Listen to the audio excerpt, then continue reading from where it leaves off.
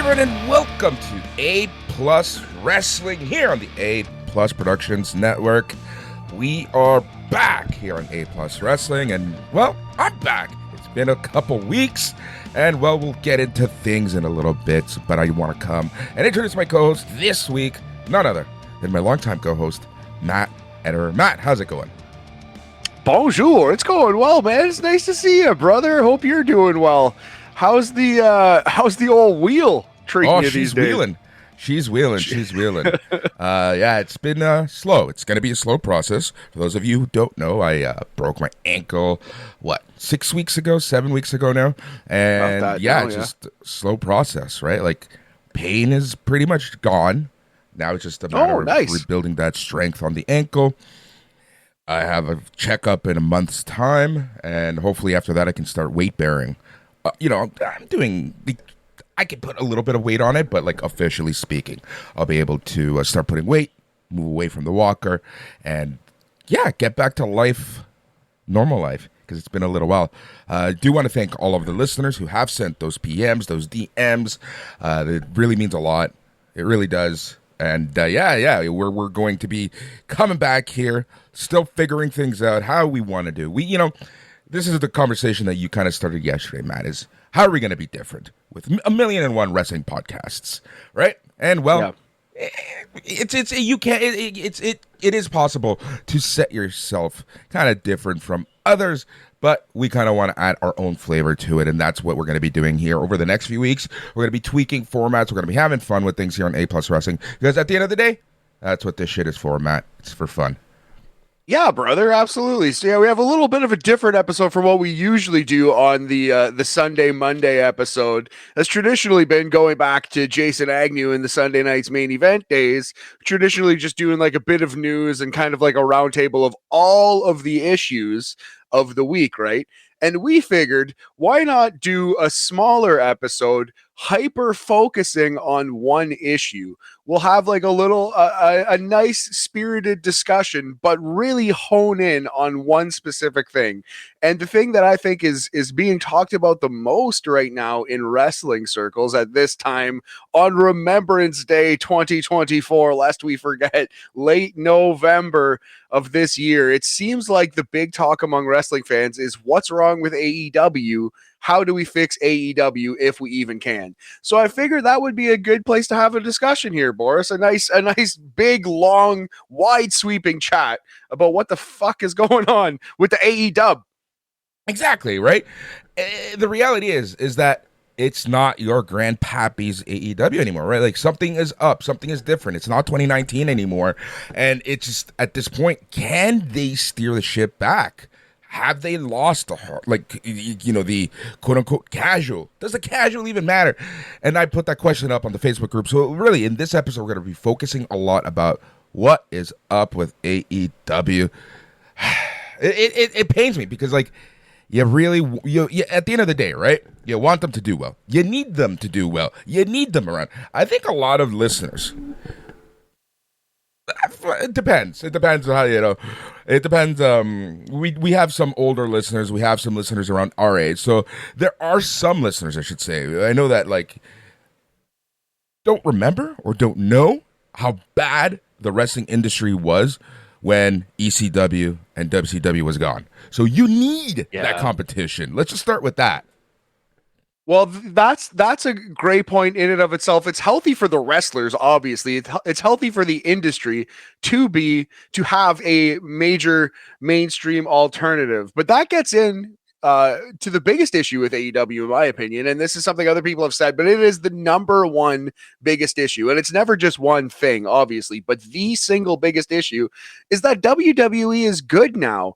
And artistically, it kind of negates the need for an alternative. Like, for 2 decades, wrestling fans needed a mainstream alternative, as you said, Boris, when WCW and ECW folded, because WWE was the only show in town, and it was at best hit and miss, at worst sometimes vile, horrible television. We remember Katie Vick, we remember all these things, you know what I mean, all these exploitative, gross things. Vince McMahon, if you're religious, fighting God, all that stuff. Like, in 2019, Boris, when AEW started, WWE was atrocious. Do you remember, buddy? How bad it Dude, was so I bad say it chased. 17 to 21 was up there with 93 to 97 in terms of That's just just it. absolute shitty quality. And you felt that because the in ring wasn't the worst. The pay per views weren't that bad for the most part, right? It was just overall, as a creative entertainment product, it lacked, as the French say, I don't know what. Yeah, no, exactly right, buddy. It was just so unsatisfying to watch. It was just catered to Vince McMahon's whims. It was so bad in that 2019ish period that it chased our boy Jason Agnew away from wrestling once and for all, and many other people chased away. Like a lot of people stopped watching in that time. Vince McMahon on his last legs, mentally and physically, you know, booking for his specific narrow view. We remember Bray Wyatt versus Seth Rollins, Hell in a Cell, Roman Reigns saying "suffer and succotash," the weird Rusev, Bobby Lashley stuff. It was just Vince was out of his mind. And I appreciate that you brought up 1993 to 95 ish, because that was the other period that people look at when they say WWE is terrible, right? When did WCW start their rise? That 95, 96. So the biggest reason why the NWO and WCW even hit the heights that they did is because Vince was losing his mind. They got all the talent that Vince let go incorrectly. Sound familiar? And then when WWE was bad, they were able to rise to prominence again. That's what WCW did from like 95 to 97. And only when WWE turned it around with Steve Austin and The Rock and Mankind and all of these people, that's when WWE took back over and won the Monday Night War. So I think ultimately the thing AEW needs the most to be truly successful is for WWE to stumble. Is as the industry is currently kind of constructed, you know what I'm saying? Like when WWE is firing on all cylinders, like they are now, WWE is really good now. And if they're really good, they're pretty much impossible to beat. Yeah, that's the thing. Especially right now. They are such a juggernaut of a company when you think about TKO as the company. They are half near impossible. Look at last week with their international tour. We're getting TV live possibly from Europe next year. Like that's just insane. Like it is such a global brand right now that you can't deny how big they are. Absolutely. Like them being the undisputed, unbeatable king of this industry is tough. Like Tony Khan often compares WWE to Coca Cola and AEW to Pepsi.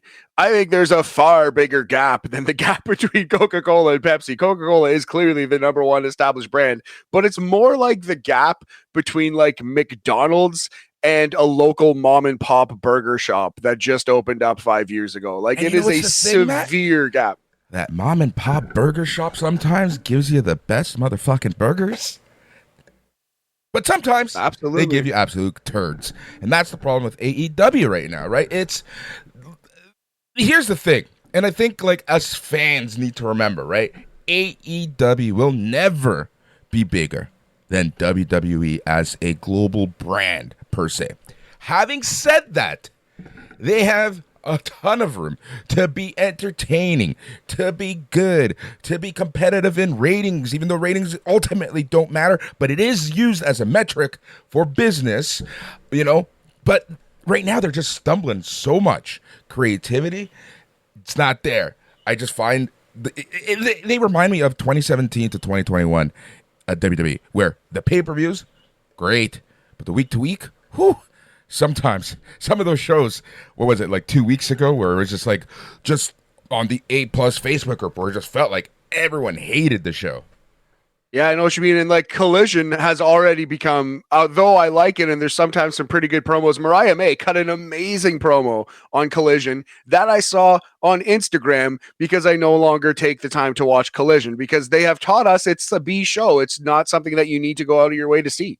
Which is insane because I remember talking with Chris Van Vliet each and every single week after Collision, and we would just say like how awesome Collision is. Like Collision is the best wrestling show of the week, et cetera, et cetera, et cetera. Exactly. And that is far, those days are far beyond. So, yeah, I think the big picture, the biggest thing is, as you correctly pointed out, my good friend, it's never going to be a situation where AEW is really even close to WWE globally. Like as a brand, as a prestige item, they're never going to pass WWE. It'll never be particularly competitive. WWE was in a far different place when WCW beat them. And you could even argue they didn't beat them by that much or for that long, or did they even beat them at all? WWE obviously came out ahead, but now that they're a publicly traded company, a $1 billion conglomerate, merged with the UFC, TKO, like they are unbeatable. They are unbeatable. But there are certain like smaller issues in AEW that you could fix easily. You mentioned the storytelling. The storytelling in AEW is bad. It's bad with some exceptions. I think it's fair to say. Like there are some bad stories. For example, this is something we've talked about on the podcast before. It's 2024. Baby faces and heels don't really matter in the traditional sense, right? Like everyone knows wrestling is fake. Nobody's really cheering for the good guy to beat the bad guy based on how evil they are. No one's cheering for like America to beat the Iron Sheik anymore, right? But what matters, Boris, is consistency of character. That's just a basic thing of entertainment. Every good book, every good TV show or movie, any narrative driven piece of entertainment, if you don't understand what the character's doing and why they're doing it, if you don't actually like the character, if you can't get behind them, it's just hard to appreciate the show. You know what I mean? That's exactly it, right? Yes, it is scripted. I'm sorry, Santa isn't real also, but that doesn't mean that you can derive from entertainment. You know, let's look at other shows in the WB brand. Let's go to HBO and Game of Thrones. That's a perfect example of, regardless of people would become faces and become heels in that show, they had a somewhat consistent character week over week that you could relate to, and you knew whether they were good or whether they were bad at that any given point. And what I find with AEW, and I think one of the craziest things is there's two big stories in AEW right now where it's just like, where they're almost treating us like the fans, the viewers, like they're idiots. And that's Adam Cole and MJF and the whole BCC thing. Yeah, I know what you mean. And both of those have the potential to be a lot better than they are, but they're just like missing certain key details. It's the difference, Boris, between like Walter White, like you said, like a character who changes a lot, kind of turns heel throughout the course of Breaking Bad. It's literally what Breaking Bad means as like a concept, but you still love and cheer for Walter White. You understand his motivations. It's the difference between Walter White and Jay White, who just became good for no reason. You know, the switchblade getting passed by Malcolm in the Middle's dad. But okay, so let's talk a little bit about these two things. What's going wrong with the BCC, with the Death Riders? What's going wrong with them in your opinion right now? They, to me, aren't a real threat to AEW. This isn't NWO. Well, how can four guys and a gal scare the entire mid-card locker room?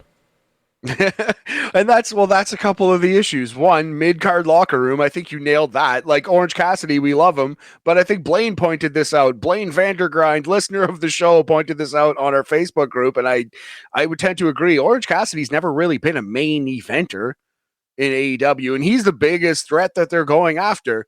I think their motivation is not explained well enough. They think AEW is weak, so they want to burn the forest down and whatever. Like they want to weed out the weak people of AEW, and they're doing it through sheer toughness. But here's the part that gets to me.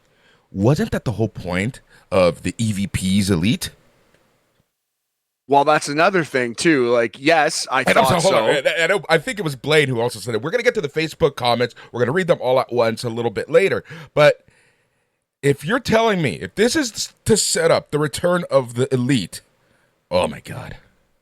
Well, see, that's just it. If you ignore what you did in the past 5 years just to do another story, do another twist, you're getting into Vince Russo territory. Like, it's just like the Young Bucks just turned heel, beat up Tony Khan, kicked Kenny Omega out of their group, and were trying to do this hostile takeover of AEW on their own. I think the only way this makes sense is if the Young Bucks hired, for lack of a better term, because they're already hired in their company, but if the Young Bucks are behind this Moxley Death Riders, if the Young Bucks are the ones bankrolling this and that's why they're not getting involved right now and they're actually the ultimate bad guys rather than being the conquering heroes in a couple months, I think that's how this story has to go in order for it to just make sense, in order for it to just make basic sense. The only other way that this makes sense is if you just completely ignore the Elite, keep them off TV until this is done.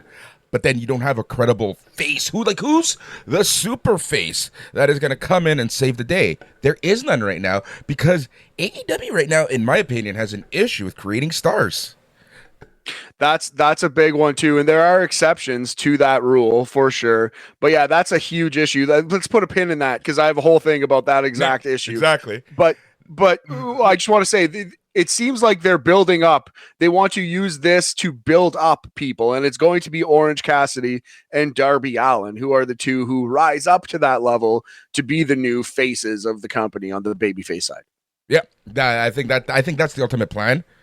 But having said that, in my opinion, Moxley is the only one who can do this out of the BCC squad or the Death Riders or whatever the hell they want to call themselves, right?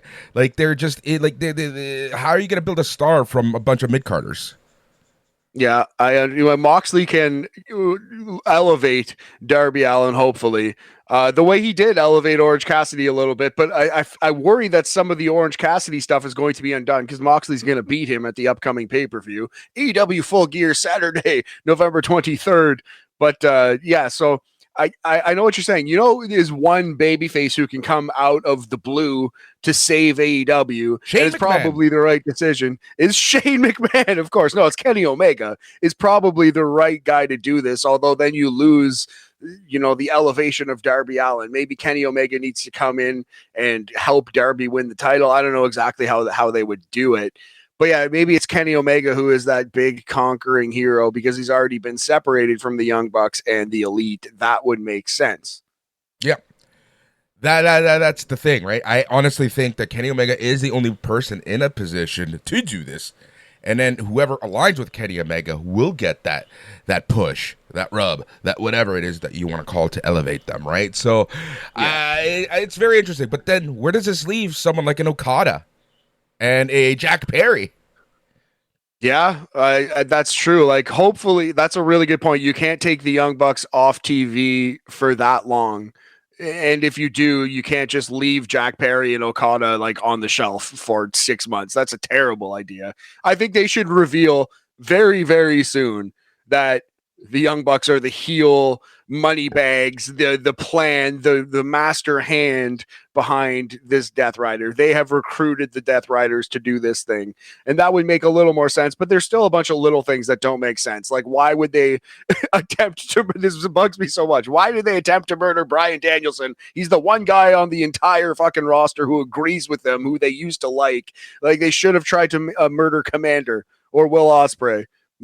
Like somebody who actually disagrees with the way that they are preaching wrestling. It just, I understand that they needed to do something for shock value, but it's just very inconsistent, unsatisfying storytelling. It's like Chris Statlander. She just turned heel and then turned babyface for no reason. Adam Cole, as you said, Jay White. Like, it goes up and down the roster where they're just not paying attention. They're just not taking that time to cross all the T's and dot all the I's. You know what I mean? Yeah, that's exactly it, right? I think the biggest issue with all of this, for me, is that what started off, what is going to be the story, I'm guessing until Blood and Guts, started off with a confusing start, like you said, with the whole Bryan Danielson thing, right? Like, and that took me away from it right away. It's not even the silly level of violence. It's not even the attempted murder that bugs me.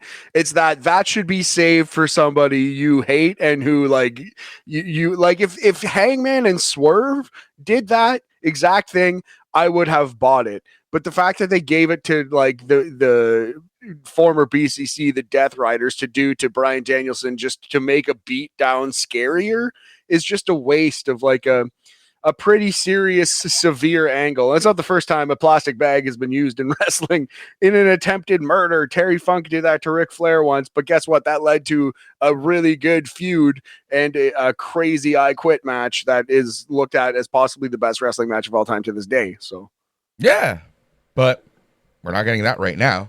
Not to say that it won't no. happen, but right now it just seems like, you know, we've seen this how many times, especially with the NWO. Exactly right. Like it's kind of like a retread, and they needed to do something a little more, I don't know, creative, a little more clear, at least a story that we all understand and can get behind. But yeah, what I said, just want to quickly touch on this before we go to some Facebook comments. You mentioned kind of the inability to capitalize on hot acts, on wrestlers who are getting over. It's the Private Party problem because they came out of the gate hot, promptly stalled, parked in the garage for 5 years, and they did so little that AEW had to make it a storyline how little they were doing. They had to have the bad guys fucking talk about it all the time. They still, as tag team champions, finally have finished the story, won the belts, and they still don't feel nearly as exciting or intriguing as they did 5 years ago. And you look at the Outrunners right now, they're an example of a team who are pretty hot right now. They were red hot. I think they're starting to cool off a little bit. AEW didn't capitalize on that. And they're about to. The Acclaimed, man, they waited too long on the Acclaimed. They did capitalize. The Acclaimed did get their push. So I actually think the Acclaimed is kind of a success story, but they waited way too long to pull the trigger on them. Hopefully the Outrunners can at least be the Acclaimed because they're starting to cool off and they're about to lose a tag team title match to Private Party on the pay-per-view, probably. They're in the Fatal 4-Way, which at least they're on the pay-per-view finally. But it's been like a year of these guys being pretty good. Like, getting over and over and over. And now I think the roller coaster is starting to go downhill. Bro, Will Ospreay, same exact thing. He came in red hot, was number one star, huge pops, must see TV, lost a world title match inexplicably for no reason, was already a belt holder, and they put him in a world title match, which he lost. And now the roller coaster is going downhill. It feels like they did not capitalize. They did not stoke the fire with Will Ospreay. They did not make him bigger and bigger and bigger. They made some weird, questionable decisions that hurt his career and hurt his fan reaction, and now he's going downward. Which is funny because this used to be a very prominent WWE issue, but it seems like under Uncle H, things are changing because if you look at SmackDown, look who their tag team champions are on their second night. Rightfully so, Motor City Machine Guns, because they know they don't have time to waste with those guys. They're in their late 30s. Push them now, use them now, because they don't have many miles left. You know what I mean? Look at Bronson Reed under Vince McMahon was nothing and released under Triple H, rocketing up the card. Look at a Gunther, a Walter would have never been used properly. Now he's like the badass, the Vader, the Diesel, the big Undertaker heel of the entire company right now. Like Triple H is doing a far better job of making stars than AEW and Tony Khan. Yeah, I like, and again, like all of this, like we just want AEW to be successful. Like we already talked about the fact that we need AEW. Both you and I will be big AEW fans, but yeah, there's something missing right now. Something I do want to talk about is Tony Khan. And this comes up a lot, but let's talk about it right now. And I'm going to ask the most obvious question in the world. Is Tony Khan doing too much? Yes, obviously, yes. And I think that's a big reason why these decisions aren't fully cooked. Why a Chris Statlander can turn heel with no real plans for what she's going to do. And as soon as they turn her heel, they panic and turn her back babyface. And now it's just hurt her career. And it's hard to get behind that particular character because you don't know what she's doing or why. Yeah, I mean, like, Jags are having a shit season. I don't know how Fulham's doing, but it seems like all of the pies that he's got his fingers in are cooling off rapidly. You know what I mean? So maybe he is doing too much. I don't know. I'm not like job shadowing the guy, but it would seem as an outsider, yeah, he's doing way too much, and everything he's doing is suffering because of it. Yeah, that's I agree 100% right. And the thing that gets to me is that, dude, if you look up and down that roster, he has some of the smartest people in the wrestling industry around him. Yes, absolutely. And hopefully he is not afraid to lean on them a little more than he does right now. And I think, I don't know, that's just evolution. That's just maturity. It's just not being scared that like someone's going to take your spot or whatever. But there are some huge positives in AEW. Mariah May, that whole storyline with Tony Storm. Tony Storm and Mariah May are two huge stars now in the wrestling business. And that apparently, again, we're not backstage, but if you read what certain people are saying and you just kind of, it just makes sense. Apparently, RJ City, great Toronto comedian and good Canadian boy, RJ City is apparently like one of the driving forces behind the Mariah May character and the Tony Storm and Mariah May feud. So the best thing that AEW has done in years, possibly ever in their entire creative history, did not come from Tony Khan. So I hope he does, let other people take the ball and run with it here and there. And this is the thing: as we turn the page to 2025, they got the TV deal. Now they need to focus on the product, and that's really what I hope that they do. Because, look, again, being on Max is huge, but you still need to make people happy. And the entertainment industry, still relies on archaic metrics like TV ratings for certain things. Yes, archaic is a good word for it. Yeah, TV ratings are dumb. Even in the 90s and the 80s, they were dumb. But unfortunately, they need some kind of system to see who's watching what on television, and that's what we got. But yeah, TV ratings, I don't think matter that much. Popularity in general is overrated, easily manipulated, and virtually meaningless, except that all of the world is a popularity contest now, you know what I mean? But popularity doesn't necessarily mean good. That's just how I feel about life in general. And I think the president of the United States and a lot of other things on this planet prove that. Anyway, Boris, it's just the AEW's business is going down. Their prestige around the wrestling industry is going down. Everybody who watches wrestling kind of feels like AEW is a little worse now than it was 5 years ago. And that's what we're talking about, But with that comes television ratings, which are going down. They're behind NXT again. Let's talk about ticket sales. Yeah. I know people are saying, TV ratings don't matter. I'm going to throw ticket sales at your face. They're not a hot ticket anymore. Yes, tickets are expensive right now. Generally, entertainment is expensive right now. But they're selling, 1,500 to 2,000 a show for Wednesdays? Which like if you're just trying to be the super indie for NXT, those are amazing numbers. But if you want to be a multinational million, perhaps billion one day dollar company, yeah, exactly. If you want to be Pepsi, you got to do a little better than friggin' 900 people in Poughkeepsie, New York, or whatever it is. You know what I mean? Like, but you need to. That's the problem. They aren't going to Poughkeepsie, New York. They're going to, they have the balls to go to MSG. Try to get, the people into like an MSG. Not that that's what they're doing, but you know what I mean? They're going into the large arenas. Yes, oftentimes these larger arenas have easier access for public transportation, et cetera, et cetera, et cetera. But you can find other venues. Toronto's a perfect example. I know that not every city is like this, but where you have Coca-Cola Coliseum, which is a perfect venue for them. It's about a quarter of the size, and it looks great on TV, because I think that really hurts the product is when when you can hear an echo when there's music going on. Yeah, I know exactly what you mean. And even Coca-Cola, when they were here last, I don't think they sold it out.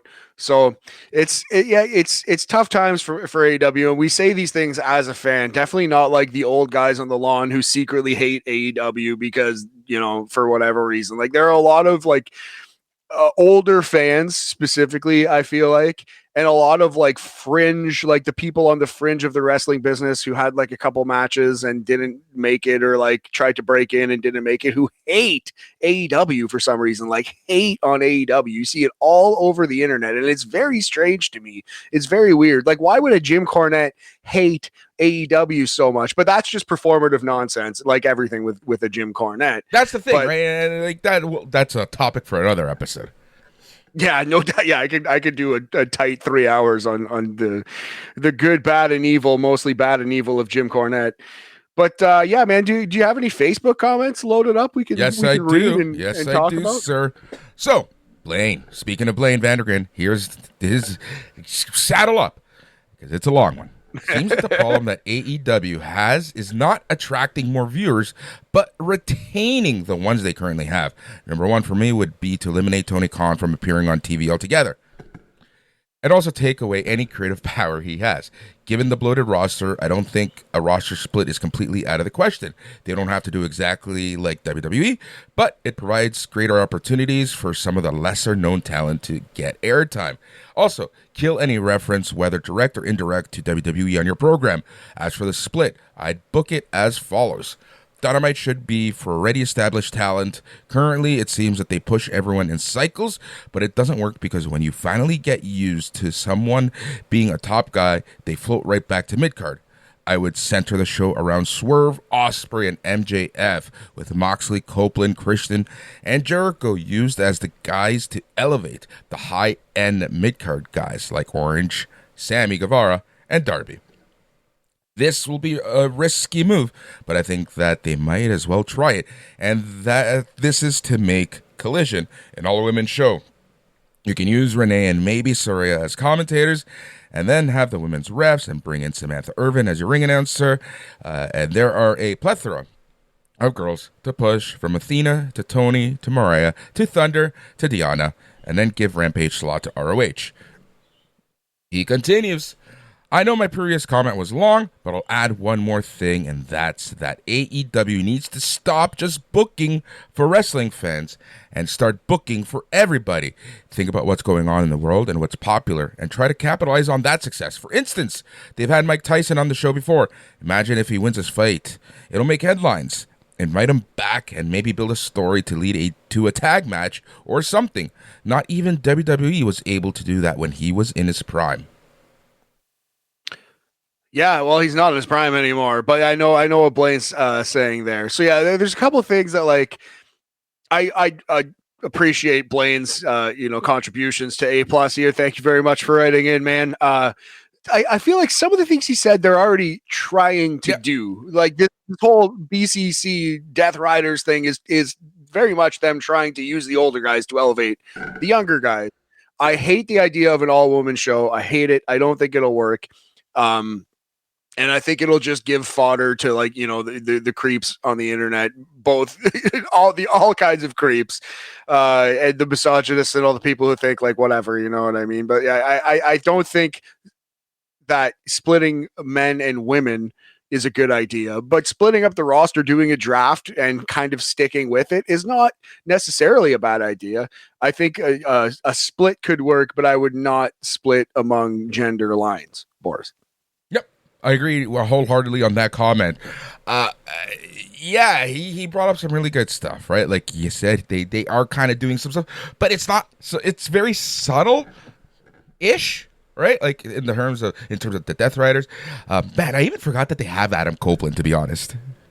Yeah, well, it's because he broke his leg 6 months ago. We haven't seen him for a long time. That's really true. But yeah. Once Copeland comes back, that will help because he's a great performer, and I think he really understands how to be an older wrestler. You know what I mean? I think he has actually tried and done so, helped elevate some people in his short time in AEW. And I'll tell you, Blaine, I certainly agree with the read that Tony Khan needs to do less of the creative. I don't think he's a very creative guy. He's an incredibly smart guy. He loves wrestling, has an encyclopedic knowledge of wrestling. Like he understands the business and he can like pull out these angles that have been done before and recreate them on his TV really well. But I don't think he has that creative bone in his body. You know, I don't think he is a good storyteller. Which is the funny part, because if you watch NXT, it's basically like watching Shawn Michaels' career on TV each and every week.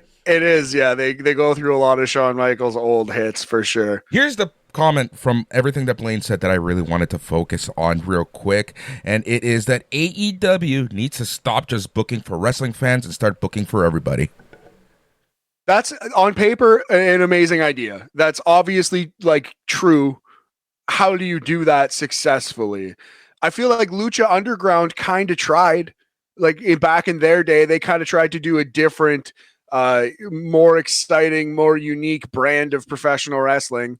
But like, what does that look like in 2024? And I don't really know even what that is, but it's not my job to know, I suppose. But that's just, I agree with Blaine. It's a great point, but it's a little bit of an easy thing to say. But Like, here's the thing, I way think harder said than done. here's a good example. Jake Paul or Logan Paul, right? Where he's not a wrestler per se.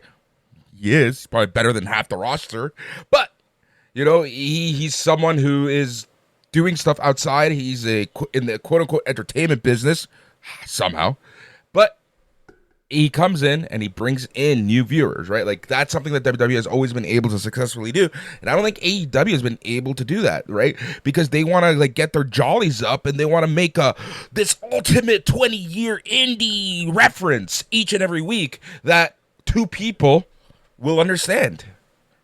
Yeah, and like as a hardcore wrestling fan, I love it. I appreciate it. You know what I mean? When like, yeah, I can't off the top of my head pull an example of something, but well, even just a lot of like the Cesaro, the Claudio versus Eddie Kingston stuff goes back to Shikara from 2005 to 10. You know what I mean? That's like a deep indie cut. I know a lot of wrestling fans who never saw a second of Chikara, and I wouldn't say they're bad wrestling fans or less educated than me. You know what I mean? It's just like there's a lot of deep cuts, and as a super hardcore fan who has like read a lot of shit about this and tried to watch a little bit of every promotion that I possibly could, I do appreciate that. But yeah, like it's like Tony Khan says, he books for the sickos. Well, that's great, but that's kind of why you're at where you're at. And if you want to grow, I'm not sure if you can just book for the sickos. And the problem is that comment is specifically about booking for the sickos. You really drew a line among your own fans because you get the entitled fans who kind of want to guard wrestling, and it's like any fandom. I'm not going to even just put this into wrestling. It's any fandom where you get the hardcores, and it's like they gatekeep anyone from coming into the clubhouse. Yes, like you see that throughout all of entertainment. Star Wars is an example, but many others. You that's exactly what you were thinking, I'm sure. You even see it in sports, man. Hockey fans are kind of like that. Like hockey fans chase away casuals because they like, you know what I mean? They're very snobby about their hockey. Like, you do see like that across sports and entertainment. So where those coincide, pro wrestling, you can see some really fucking dickhead fans for sure. For sure. All right, Jake Allenhart.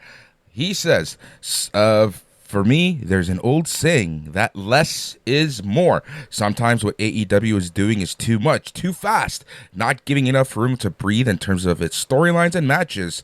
And Tony Khan needs to have a team to improve its marketing and promotional capabilities because they're not doing a great job promoting their live events in the small towns. Every time they come here in Chicago, there's not one billboard showing they're coming to town.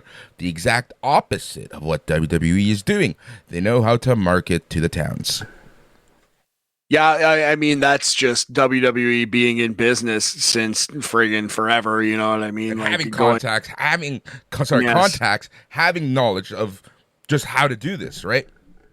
Yeah, like again, these are like great ideas. These are all true. A lot of these things that are being said about AEW, even from us, but it's just a lot harder done than said. Like it's easy to say these things. Now, how do you actually do it?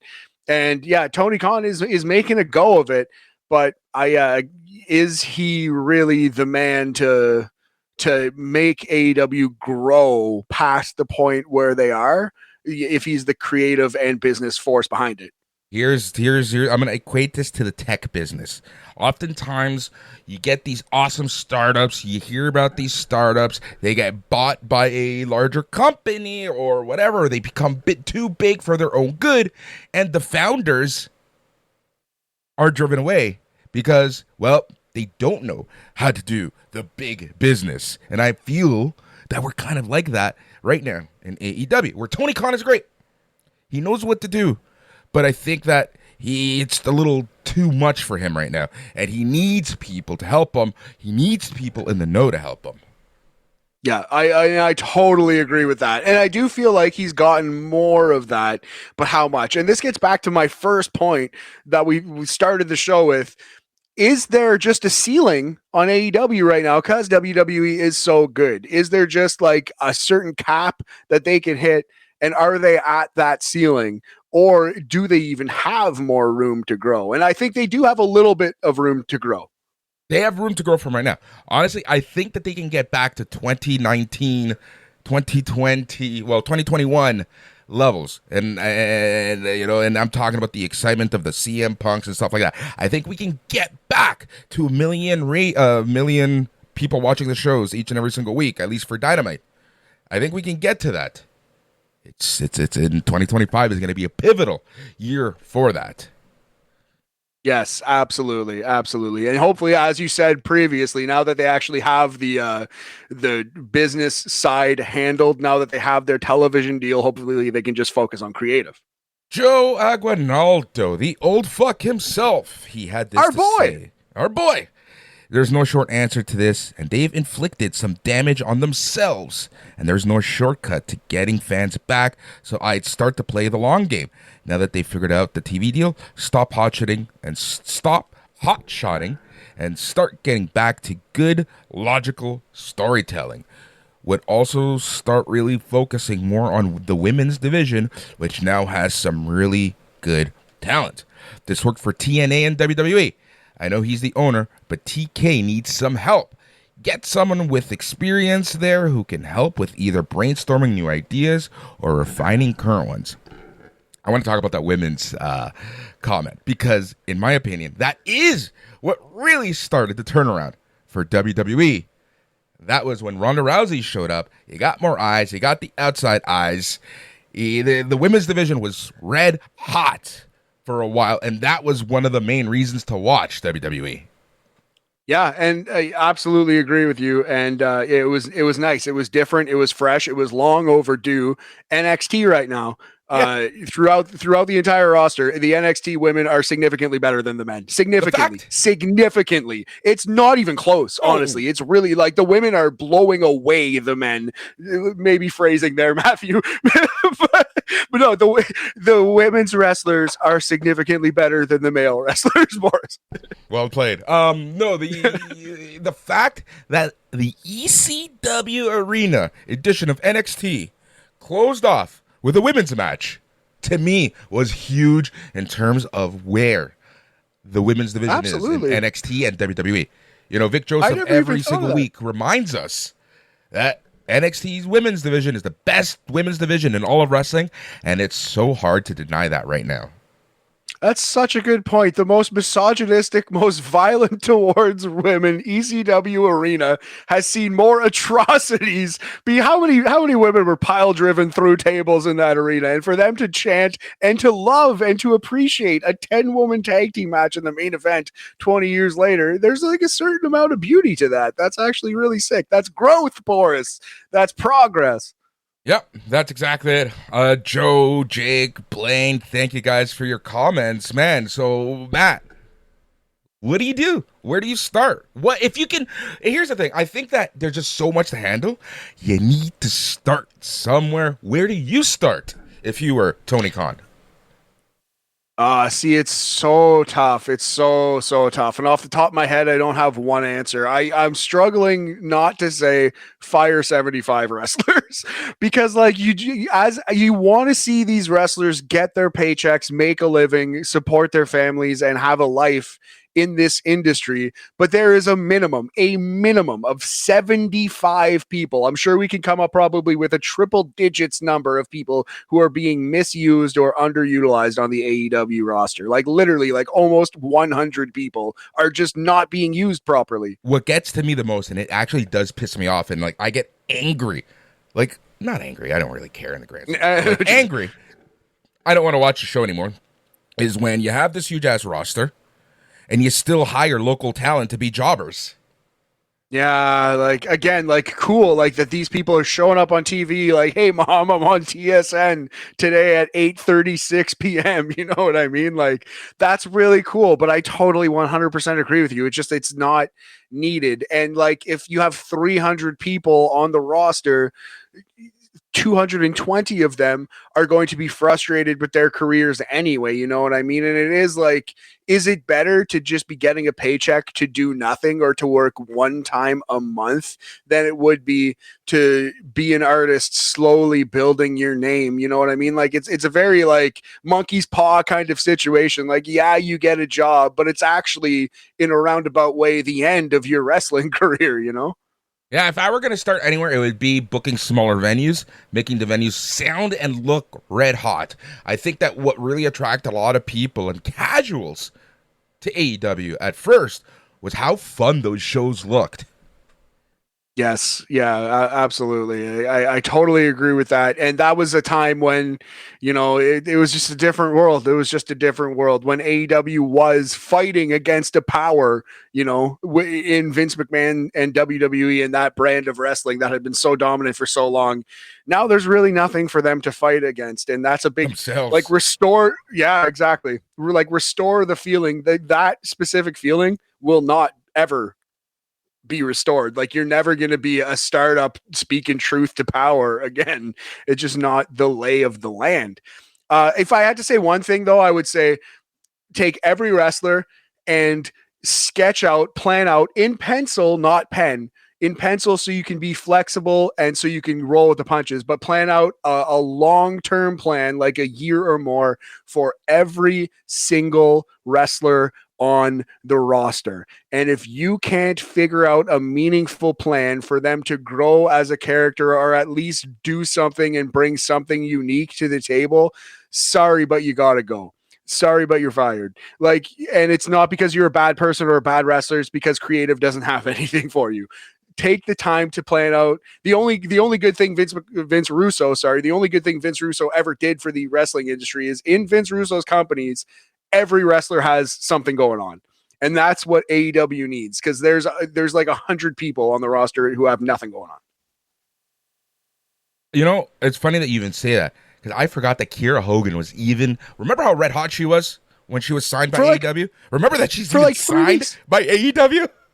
Barely, man. Like all these wrestlers, like if you watch Collision, it's literally like, oh yeah. The House of Black, bro. Malachi Black in a different universe could easily be like a 3-time AEW champion and selling out big arenas in Europe if he was treated properly. Dude is so cool, incredibly talented wrestler, badass wrestler. All of the casual fans who have ever shown wrestling to are like, who's that guy? He's my favorite. And they have done nothing with Malachi Black. House of Black can bring you a whole new demographic with metalheads and whatnot. 1,000,000%, man. Buddy's in a freaking band. He looks like an absolute killer. He's like, yeah, like Brody King is one of the most drastically underutilized wrestlers in wrestling right now. And he might not even be the most underutilized wrestler in his own group. It's crazy, man. Right? Yeah, no, that's for sure. That's a great idea. Have on pencil is a plan. And if you don't have a plan, well, maybe you don't stick around. I don't know. Like it's something needs to be done. It's just they hired too many people off the start. And again, like Tony Khan has almost a never-ending supply of money.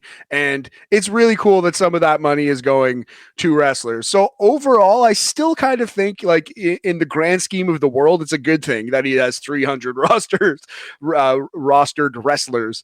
But man, like it just really sucks how desperately some people are being like Nick Wayne, for example. They're like, if Nick Wayne was one of 30 guys on an upstart roster that had national television time like they do, Nick Wayne could be a huge star already. And I'm sure like in 2 or 3 years when he turns on Christian and this and that, like it's not over for Nick Wayne, but he's somebody who came in with a lot of potential, 18-year-old wrestling prodigy, and he has done nothing for 2 years. You know, it's just, there's so many of those. Yeah. Too many to count. Yeah, let us know what you think AEW should do. Leave your comments on the Facebook group. Send us an email. Send us a DM. There's so many different ways that you can get a hold of us. I like this format, Matt. I think we're going to do a couple more episodes a week like this. Yeah, man. It might not necessarily be, 40 whatever minutes we've done, but, I having this one hot topic to talk about. This is something that I've always wanted to do, and I think if you actually listen to the Sunday shows, I put an emphasis on the round table because everyone does the news. We're not reporters. I don't want to be a reporter, but I want to talk wrestling. Exactly right, brother. Exactly right. Well put. And yeah, we don't like John Pollock already exists and is doing an amazing job of this. Our friends at Poison Rana do kind of like a weekly wrap up where they talk about the big, and that's cool. There's like a lot of places doing that, and you should listen to those. But I like this deep dive on one certain topic. And like you said, this way we could talk like 10, 15 minutes on a couple topics and crank out some more episodes for you guys. So yeah, thank you very much for sticking with us. And let us know what you want us to talk about. Yes. Right? We're going to try to do an episode midweek. Let's try and aim for midweek where we can maybe, if there's something in Dynamite, on Raw, on NXT that really cranked your nugget, then you can let us. I don't know. Dude, I don't know. Please don't crank your nugget to our podcast out there. Please. or do it. Oh, Lord. It'd be my honor. If someone was just out there cranking nugget right now to our smooth voices. Female rosters. I guess cranking the nugget does more sound like female than anyway. Let's probably move on. Yep. Yeah, anyways, that's so again, funny. Matt, Cranking the nugget. Yeah. Well, thank you very much, Boris. Always a pleasure. Always a pleasure. A+Productions.com is where you can find all things A+ Wrestling and A+ Entertainment and A+ Sports and so much more. We are gonna be coming back with an episode of BAM. I'm back. I'm doing things. I'm feeling good. Again, thank you so much for all the DMs, all the messages, and everything. It really did mean a lot. Just it's crazy how fast things can change and how your plans can change and this and that. And I appreciate everything, and I appreciate everyone for listening. Again, we're going to be trying new things here and there here on A+ Wrestling. But thank you so much for listening. He's Matt, I'm Boris, and until next time, stay tranquilo.